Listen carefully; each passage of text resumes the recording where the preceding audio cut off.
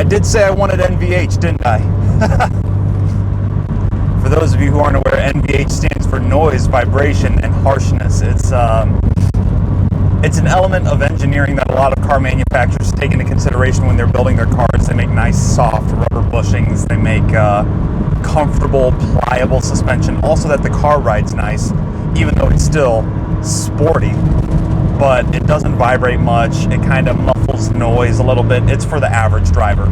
Me, I prefer a little bit more feedback, a little bit more NVH. So, guys, welcome back to another episode. It's really great to be here with you again. We've done some stuff. Yeah. We'll call this MR2 Spyder Part 3. And the mods are actually starting to roll in now, which is great. You know, in the last one, we talked about how we wanted to do polyurethane motor mount bushings. We did that. That's where all this vibration's coming from. It's great. We talked about how we wanted to do the Cusco breastplate, the brace that goes across the little tunnel there. We did that too. On order and waiting to be delivered are Cusco door side pillars and BC Racing DS series coilovers. I'm very excited. We've had a chance to run this guy. We've got the MR2 Spyder versus Skyline GTR video, and we've got the MR2 Spyder versus Honda Accord video out there. Let me tell you, getting back into a competitive place with this car, getting into a place where we really are trying to keep up with something significantly faster than us, it's taught me a lot. It's taught me a lot about what this car is, and I think as these parts of videos go on, I think we'll be able to talk about that more in depth. But here's the update for today, and here's what I know. I know that polyurethane motor mounts make vibration awesome. What I also know is that this car is weak in acceleration compared to cars with 3 times its horsepower. Wow, imagine that. Where it's strong though is in cornering speed and in braking. I've spent some time with these more powerful, more high performance cars out on the road, and what I've learned is that they're braking a lot sooner than I have to. They're taking off in the straights because of horsepower, but when the corners come up, I am up their asses again. It's funny how that works. The higher the speed the route, the less competitive I am.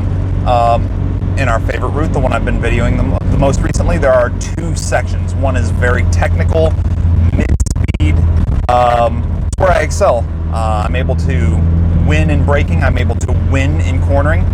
And there's another section that's all sweepers with speeds that I'm not so competitive at.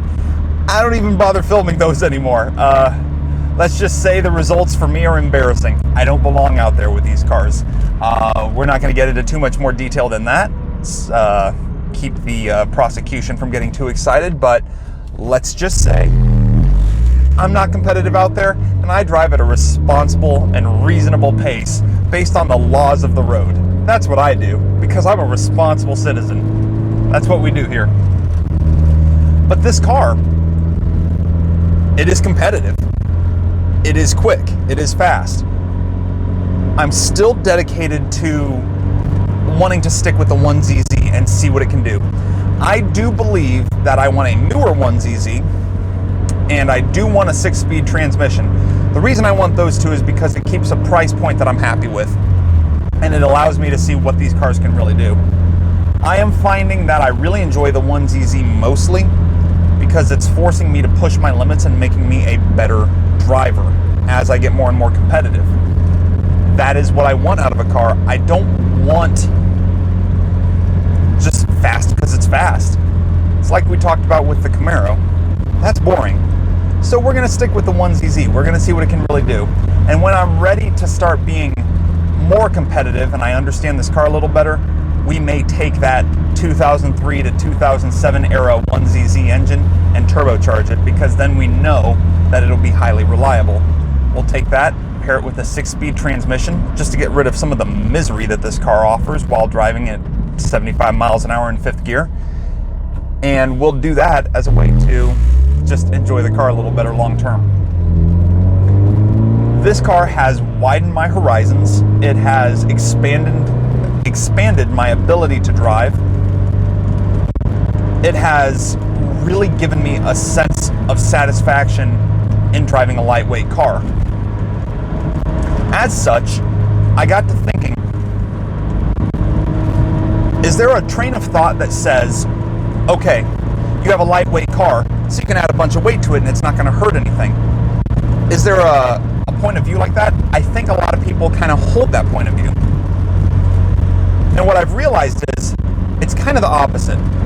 An underpowered lightweight car can only get better the lighter it gets. How do I know?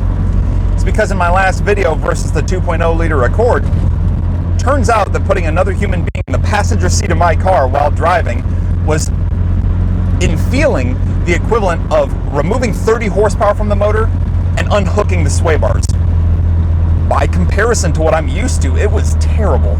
Not to say I don't want to have people with me or that it's any problem for them to come ride with me. No, the more the merrier. But if I'm wanting to be competitive, it certainly ups the challenge quite a bit. So I've done some things. They're only temporary things. They're not going to be permanent. Again, this is my daily driver, but I did a few things. I cleaned out the front trunk, the frunk. I took out the spare tire. I took out the tool pack. I took out my socket set and my wrench set that I pretty much keep in this car at all times with me, just in case something goes wrong. I just removed them from the car. I decided that an instant mobility kit, as most cars these days that you'll buy have, would be more appropriate for the weight that I'm trying to get out of this car. So this car traditionally comes with a spare tire and a mobility, like a spare tire toolkit. It's got tow hooks, tire iron, jack, all that stuff in it. That stuff is still necessary if you do get a puncture, but an instant mobility kit like they've had in many cars for the past couple of decades now actually, is actually just a 12-volt powered air compressor, a bottle of slime or any other tire sealant, and just some tools to get the tire off. What ends up happening with an instant mobility kit is you've got to get the punctured tire off, and then you get the stem seal out of the valve. Stem seal, is that correct? Yeah, I believe it is. You get the stem seal out of the valve, and you fill the tire with that sealing agent, and then you pump it full of air at either a gas station with an air pump, or if you're not near one, you've got your 12-volt air compressor. That will get you home. It's functionally the equivalent of changing the tire, assuming all you've done is pick up a nail or something like that. If you've run over a big piece of metal in the road and you've got a slashed open tire, it's obviously not going to do anything for you. So in that case, you're still kind of screwed. But for many people and in many situations, I found that a instant mobility kit is perfectly adequate. So that's what I went ahead and did, and I put that back in my car. Additionally, I took out my passenger seat. I know, it's kind of silly, but the numbers don't lie. The numbers do not lie. It's kind of like how I enjoy NVH values in my car, how I like the weirdness of having a vibrating race car-ish type car. I like that. I'm not gonna lie, I also enjoy the aspect of having this big open space over here that you can't see off camera. Just imagine off screen here, I'm doing a synchronized swim or something. But I just like this area over here. I've got a filming bag on the floor here, I've got a bottle of water, and a few other things. It's really quite nice. And discussing the weights on it all, it's really pretty well worth it.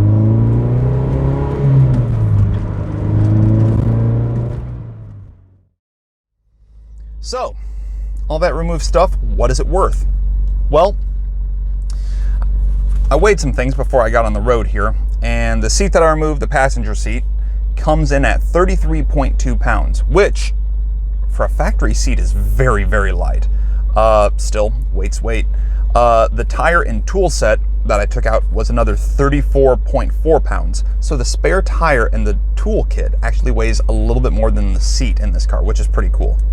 The extra tools I was carrying around just in case of a breakdown or something like that came in at another 11.6 pounds. And then I'm recommending for the mobility kit to go ahead and put the jacks, those tools back in the car, and a 12-volt air compressor. Those are an addition of 10.6 pounds. So overall, if you remove all that, you're saving 79.2 pounds. And so, again, it's really nerdy. It's really into the weeds on this whole weight thing. And is it necessary? Well, no, I mean, absolutely not in the most, traditional sense. It's not necessary. But to learn the car better and to really get a feel for what's going on and whether you want to lighten it more or not, it really kind of is. In my experience, improving upon this car's already excellent low weight engineering standard doesn't hurt anything at all.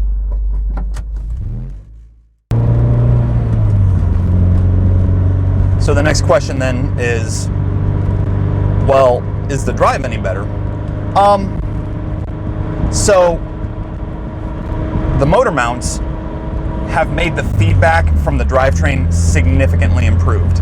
I'm very pleased with it. I'm very happy with it. Yeah, the drive is improved there. That is definitely my jam, and I would do it again. The Cusco breastplate is a really interesting piece of equipment because when you look at what it replaced, they are incredibly flimsy, and those were responsible with the whole center of gravity for the car. Those were what kept the rotation point and the center of the car tied together. And by comparison, this Cusco plate, it's almost as if putting something where previously there was nothing at all is really what it feels like. So yeah, I absolutely love it a lot. I think it's an excellent choice and an excellent addition to your car. It definitely tightens up the mid pivot point, and it gives you a better response in the center of your car, which I will say that after installing it, it was definitely needed. The drive is better. The responsiveness is better. How about the weight reduction? Does that do anything for me? Well, that's only semi-permanent.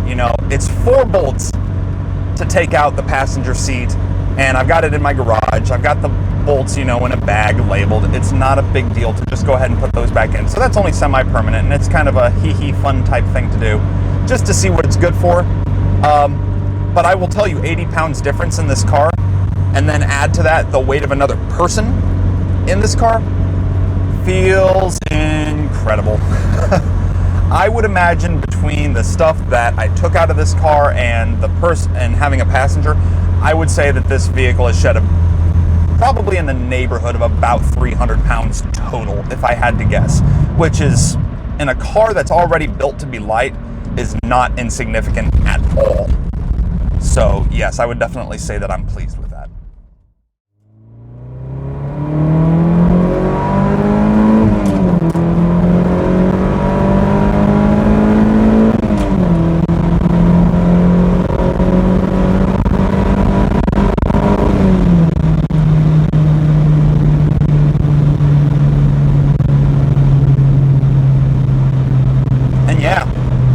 Acceleration definitely feels better too.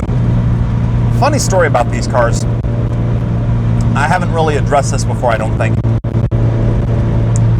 138 horsepower is numbers that are very similar to Miatas, and everybody knows that Miatas are slow, right? Everybody's got to engine swap their Miatas. Everybody's got to turbocharge or supercharge their Miatas. Everybody's got to do all this and 2ZZ swap their MR2s, and just, oh my gosh, this power, it's just not enough. Right? Frankly, I got tired of hearing about it, and that's one of the reasons why I decided to stick with the 1ZZ and see what it actually has. There's a video out there I was very fortunate to find. It's from an old Japanese car channel, and I do mean old, like as in 2001, 2002, something like that. And what they were doing is they were drag racing in a quarter mile this car, the MR2 Spyder, or in Japan, that Toyota MRS, versus the Integra Type R, which back in those days was the JDM darling. I mean, as far as lightweight 4-cylinder performance went, that car was the car to have. So fast, right? That VTEC power. Well, here's the deal. In a quarter mile, while not as high of horsepower, but based on sheer acceleration dynamics, traction, and other things, the MRS actually beat the Integra Type R in a drag race. I'll see if I can't find the video to throw it up, but trust me, I was shocked too. And what that really says is that this car isn't slow. It's not fast, but it still is not slow. It's not going to beat anything that's fast by traditional standards in today's marketplace. And I mean, nothing is. I mean, we talked about common fast in the most recent video with a Honda Accord 2.0 liter turbo. Those things are ignorantly fast. That's just what you buy today. You go to the dealership today and say, I'd like to buy a car, please. And they say, okay, great. It runs a 13-second quarter mile. Just whatever. My grandfather-in-law bought a Kia Sorento minivan that can pull 7,500 pounds and feels like it accelerates unnaturally quickly for a minivan. It's what we call common fast. They've taken the spirit and the fun out of everything. They've dulled it all down. They've made it all electronic, and it all does it for you. But everything is fast now. Everything. I was telling Ethan that he should probably go buy a new Honda Civic Si. The notion is, hey, they only have 200 horsepower and they're so heavy because they're, close to 3,000 pounds and all that. But the way that modern cars accelerate, the way that they handle, the way that they're built, the level of quality, the level of reliability, you're going to want something with more spirit later on. But for sheer speed, for simply going fast, you can't beat it. It's a great car to learn on. It'll take care of you, and it will absolutely keep up with my poor 2000s era Toyota. You won't have any problem there. So that's what it is about being fast. Common fast, it's kind of like cheating, but it's driving something like that is also a recognition and an acceptance of the fact that auto manufacturers are not turning out the same kinds of cars that they were yesterday. It's true. There's no two ways about it.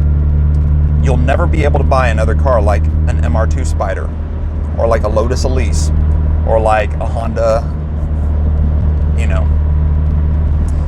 or like a Honda Integra, or an Acura Integra. You won't be able to buy those 2000s era lightweight, nice cars anymore because manufacturers are now subject to regulations greater than anyone could have ever imagined in those days.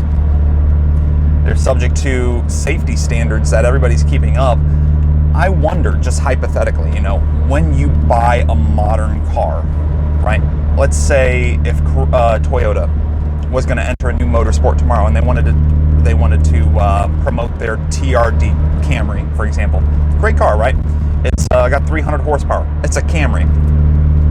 How much weight do you suppose that they take off that car just from going to a factory floor model to a race car spec? Say they want to put it in time attack, right? So they're gonna, let me guess, what are they gonna do? They'll probably keep their 300 horsepower V6 and maybe convert it to all-wheel drive and make a time attack car out of it. That'd be my shot in the dark guess, right? Just in the process of taking the factory car, stripping everything, putting a roll cage in it, how much weight do you think they're taking out straight out of safety stuff and emission stuff? 500-600 pounds worth, probably, just a shot in the dark. You have to pull out so much modern nonsense these days just to even come close to what we were fortunate enough to have as factory standard in the early 2000s. You want to get even crazier, how about the 90s?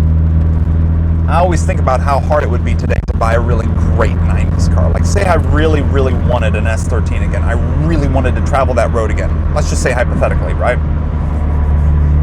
First and foremost, I'm going to have to deal with drift tax. Second of all, I'm going to have to spend a large portion of time trying to find one that hasn't been molested, busted, or broken to death. And that's just not something I'm really prepared to do. So the cost of doing business there is simply way too high. imagine today if you wanted to buy a 1993 clean 240SX, let's go with a notchback, just because they're kind of cleaner in appearance, right? And let's pretend that this car has been well maintained, has received all its oil changes, all of its regular maintenance, and it's got a clean, factory fresh, original paint job on it. And it's been owned by an older gentleman and his wife, and they've driven it 75,000 miles. That's it. And very rarely, but they've garage kept it and it's in beautiful condition. I wonder what that car would sell for today. You know, that something that we used to take for granted in 2005 is now, gosh, it's collectible standard. You know, we're dealing with $40,000 RX-7s and $80,000 Supras. It's gotten ridiculous. But for my budget, I want the most reliable I can get. I want the most spirit I can get. And I want the best drive I can get, while still being a little bit different and having to work a little bit for my performance. You know, I'll leave the RX-7s and the proven platforms and the GTRs and the, you know, all the things that everybody just knows. Everybody knows that these things work, right? They know. I'll leave those things to other people. Me, I kind of want to find my own way. When I win, I want people to scratch their head a bit. I want people to go, what the hell?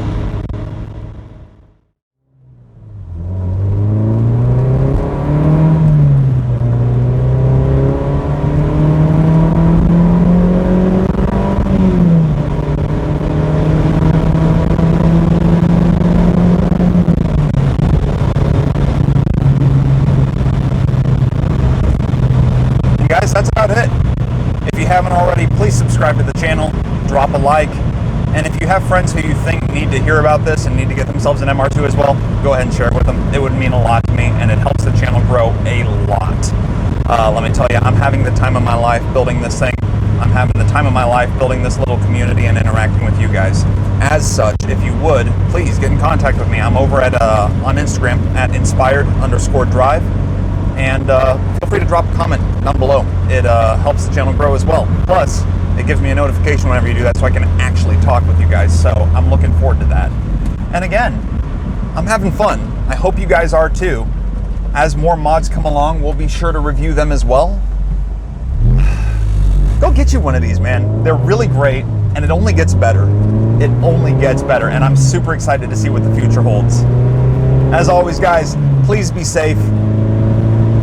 Drive inspired.